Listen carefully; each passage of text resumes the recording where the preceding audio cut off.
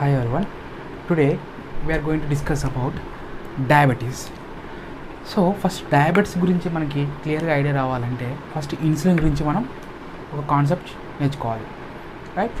So diabetes అంటే మన బాడీలో బ్లడ్ షుగర్ లెవెల్స్ ఇంక్రీజ్ అవ్వడం, రైట్? సో మళ్ళీ డయాబెటీస్ టూ కేటగిరీస్ ఉంటాయి, హైపోగ్లైసీమియా, హైపర్గ్లైసీమియా అని. హైపోగ్లైసీమియా అంటే మన బ్లడ్లో గ్లూకోజ్ లెవెల్స్ తగ్గిపోవడం, హైపర్గ్లైసీమియా అంటే మన బ్లడ్లో గ్లూకోజ్ లెవెల్స్ ఇంక్రీజ్ అవ్వడం, రైట్? సో ఇప్పుడు ఇన్సులిన్ హైపర్ గ్లైసీమియా కండిషన్లో యూజ్ అవుతుంది. అంటే మన బ్లడ్లో గ్లూకోజ్ లెవెల్స్ ఇంక్రీజ్ అయినప్పుడు వాటిని తగ్గించడానికి మనకి యూస్ఫుల్ అవుతుంది, ఓకేనా? సో ఫస్ట్ డయాబెటీస్ గురించి మనం నెక్స్ట్ వీడియోస్లో డిస్కస్ చేద్దాం. Today we will discuss about insulin. So insulin అంటే ఏంటి, అది ఎలా ఫామ్ అవుతుంది, సో ఇన్సులిన్ మన డయాబెటీస్ని క్యూర్ చేయడానికి ఎలా యూజ్ అవుతుంది, ఓకేనా? సో ఇన్సులిన్ వచ్చేసి first banking and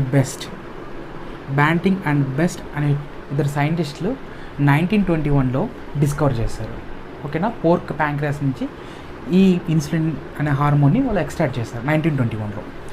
but in 1956 Sanger అనే సైంటిస్ట్ ఈ ఇన్సులిన్కి కంప్లీట్ కెమికల్ స్ట్రక్చర్ ఇచ్చాడు, ఓకేనా? సో 1921లో బ్యాంటింగ్ అండ్ బెస్ట్ అనే సైంటిస్ట్ ఇన్సులిన్ ఐడెంటిఫై చేస్తే సాంగర్ అనే సైంటిస్ట్ 1956లో కంప్లీట్గా ఇన్సులిన్కి స్ట్రక్చర్ అనేది ఇచ్చాడు. సో దాంట్లో ఎన్ని అమినో యాసిడ్స్ ఉంటాయి, స్ట్రక్చర్ ఎలా ఉంటుంది అని కంప్లీట్ డీటెయిల్స్ 1956లో సాంగర్ అండ్ సైంటిస్ట్ ఇచ్చాడు, ఓకేనా? సో ఇప్పుడు ఇన్సులిన్ ఎక్కడి నుంచి రిలీజ్ అవుతుంది అంటే it will evolve or it will generate from pancreas. So pancreas అనే ఒక ఆర్గాన్ నుంచి మనకి ఇన్సులిన్ ఫామ్ అవుతుంది. సో ప్యాంక్రియాస్లో బీటా సెల్స్ ఉంటాయి, ఆ బీటా సెల్స్ నుంచి మనకి ఇన్సులిన్ వస్తుంది. సో ఫస్ట్ ప్యాంక్రియాస్ అనే ఒక గ్లాండ్, సో అది వచ్చేసి exocrine gland as well as endocrine gland. So pancreas మన బాడీలో ఎక్సోక్రైన్ గ్లాండ్స్ ఉంటాయి, ఎండోక్రైన్ గ్లాండ్స్ ఉంటాయి. సో ఎక్సోక్రైన్ గ్లాండ్స్ అంటే ఈ గ్లాండ్స్ అనేవి వాటి యొక్క సెక్రీషన్స్ని releases to outside of the body, అంటే మన బాడీ బయటగానే రిలీజ్ చేస్తాయి, లేకపోతే మన బాడీలో ఉన్న ఆర్గాన్ యొక్క ఎపిథెలియల్ లేయర్స్ మీద రిలీజ్ చేస్తాయి. ఫర్ ఎగ్జాంపుల్ సలైవా కానీ, స్వెట్ కానీ, డైజెస్టివ్ ఎంజైమ్స్ కానీ, ఇవన్నీ ఏంటంటే ఎక్సోక్రైన్ గ్లాండ్ నుంచి రిలీజ్ అయ్యే సబ్స్టాన్సెస్, ఓకేనా? ఇవి ఏవి కూడా బ్లడ్లోకి రిలీజ్ అవ్వవు. సో బ్లడ్లోకి రిలీజ్ అవ్వకుండా ఉండే సెక్రీషన్స్ని ఏమంటామంటే ఎక్సోక్రైన్ సెక్రీషన్స్ అంటాం, ఓకేనా? సో ఇప్పుడు ఎండోక్రైన్ సెక్రీషన్స్ అంటే ఈ గ్లాండ్స్ ఏం చేస్తాయంటే వాటి యొక్క సెక్రీషన్స్ని డైరెక్ట్గా బ్లడ్లోకి రిలీజ్ చేస్తాయి, అంటే బ్లడ్లోకి రిలీజ్ అయిపోతాయి, రైట్? సో అలాంటి సెక్రీషన్స్ అన్నింటిని మనం ఎండోక్రైన్ సెక్రీషన్స్ అంటాం.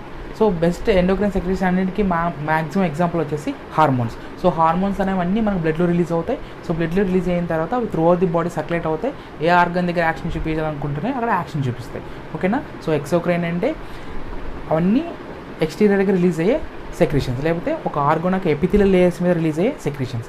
ఎండోక్రైన్ సెక్రీషన్స్ అంటే they will release directly into blood. So బ్లడ్లోకి రిలీజ్ అయ్యి యాక్షన్ చూపిస్తాయి. ఇప్పుడు మనకు ప్యాంక్రియాస్ అనేది బోత్ ఎక్సోక్రైన్ యాక్షన్ చూపిస్తుంది as well as endocrine action చూపిస్తుంది. అంటే ప్యాంక్రియాస్ అనేది దాని యొక్క సెక్రీషన్స్ని డైరెక్ట్గా బ్లడ్లోకి రిలీజ్ చేయగలదు, as well as it can release outside of the body. So exocrine సెక్రీషన్స్కి ఎగ్జాంపుల్స్ ఏంటంటే saliva, sweat, digestive enzymes. So digestive enzymes అనేవి మన బాడీ బయటికి వెళ్ళకపోయినా డైజెస్టివ్ ఆర్గాన్స్ యొక్క ఎపిథెలియల్ లేయర్స్ మీద రిలీజ్ అవుతాయి, రైట్? సో ఎండోక్రైన్ సెక్రీషన్స్కి best example insulin and more some other hormones. So మనం ఇక్కడ మెయిన్గా ఇన్సులిన్ గురించి డిస్కస్ చేద్దాం. సో ఇన్సులిన్ అనేది one of the endocrine secretion which releases directly into blood and shows its action, okay na, right? So now we will discuss from where exactly insulin is going to produce. Suppose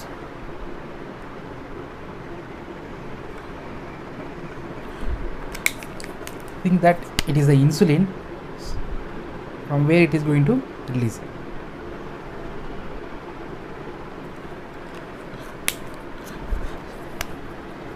Right. So ఇక్కడ వచ్చేసి మనకి pancreas ఉంది. Pancreas contains lot of ducts and it also contains a lot of cells called as islets of Langerhans. So these cells are called as islets of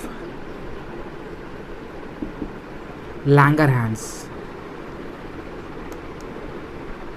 islets of Langerhans అంటారు. So వీటిని మనం expand చేసినప్పుడు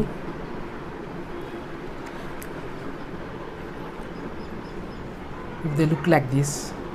For example, it contains a lot of cells. For example, beta cells, Also they contain alpha cells and they also contains delta cells. So ఈ islets of లాంగర్హాన్స్లో మనకి మెయిన్గా 3 type of cells ఉంటాయి. ఒకటి beta cells, alpha cells and delta cells. మనకి beta cells నుంచి we get insulin. Beta cells నుంచి insulin వస్తుంది. From alpha cells we get glucagon. From delta cells we get somatostatin. From delta cells we get somatostatin.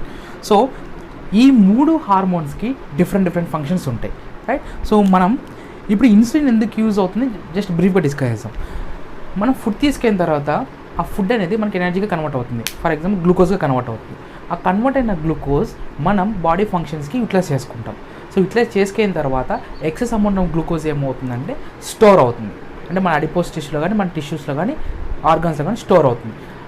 ఆ glucose store ఫామ్ని ఏమంటామంటే glycogen అంటాం. అంటే మన బాడీలో ఉన్న గ్లూకోజ్ మన ఆర్గన్స్కి కావాల్సిన ఎనర్జీని ఇచ్చిన తర్వాత రిమైనింగ్ గ్లూకోజ్ ఏమవుతుందంటే స్టోర్ అయిపోతుంది. అది ఏ ఫామ్లో స్టోర్ అవుతుంది అంటే గ్లైకోజన్ ఫామ్లో స్టోర్ అవుతుంది, రైట్. సో ఇప్పుడు మనకి ఫుడ్ తీసుకున్నాం, మన బాడీలో గ్లూకోజ్ రిలీజ్ అయింది. ఆ గ్లూకోజ్ వచ్చేసి ఎనర్జీగా కన్వర్ట్ అయ్యి మనకి ఇట్లా మనం యూస్ చేసుకున్నాం. రిమైనింగ్ గ్లూకోజ్ వచ్చేసి స్టోర్ అయిపోయింది. సో మనం కొన్ని కండిషన్స్లో ఫుడ్ తీసుకోం, స్టార్వింగ్ కండిషన్స్లో, రైట్, లేదా ఫాస్టింగ్ కండిషన్స్లో. సో అలాంటి కండిషన్లో మన బాడీకి ఎనర్జీ కావాలంటే మనం ఆల్రెడీ ఇంతకుముందు స్టోర్ చేసిన గ్లైకోజన్ని యూటిలైజ్ చేసుకోవాలి, right. So store form of glucose అదే గ్లైకోజన్ మనకి యూటిలైజ్ అవ్వాలి అంటే గ్లూకోజ్గా కన్వర్ట్ అవ్వాలి. అంటే గ్లైకోజన్గా అంటే store form of glucose glycogen నుంచి గ్లూకోజ్ ఫామ్ అవ్వాలంటే వి నీడ్ గ్లూకోగాన్ కావాలి. అంటే గ్లూకోగాన్ ఏం చేస్తుందంటే గ్లైకోజన్ ఫామ్లో ఉన్న గ్లూకోజ్ ఫామ్కి కన్వర్ట్ చేస్తుంది. అంటే స్టోర్డ్ ఫామ్లో ఉన్న గ్లూకోజ్ని నార్మల్ ఫామ్ ఆఫ్ గ్లూకోజ్గా కన్వర్ట్ చేస్తుంది. So normal form of glucose వచ్చిన తర్వాత దాన్ని మనం యూటిలైజ్ చేసుకుంటాం, రైట్. సో నెక్స్ట్ వన్ వచ్చేసి సొమాటోస్టాటిన్.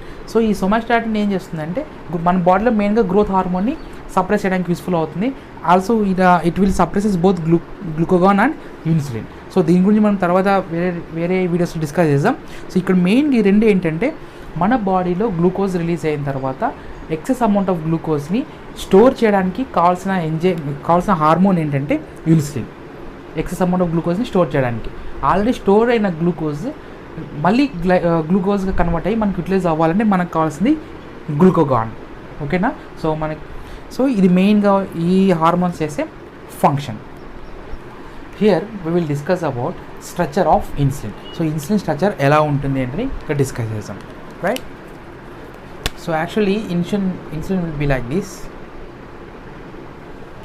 ఇనిషియల్గా ఇన్సులిన్ ఫామ్ అయినప్పుడు ఇలా ఉంటుంది. సో దీనికి ఏముంటుందంటే ఇక్కడ ఇనీషియల్ సెగ్మెంట్ ఉంటుంది. ఇక్కడ వచ్చేసి బీ చైన్, ఇది వచ్చేసి ఏ చైన్. ఈ బీ చైన్ని ఏ చైన్ని కంబైన్ చేస్తూ మనకి సి చైన్ ఉంటుంది, ఉంటాయి, రైట్. సో స్టార్టింగ్ స్టేజెస్లో ఇన్సులిన్ ఫామ్ అయినప్పుడు దీనికి ఒక ఇనిషియల్ సెగ్మెంట్ ఉంటుంది, right. And it also contains one B chain, ఓకేనా.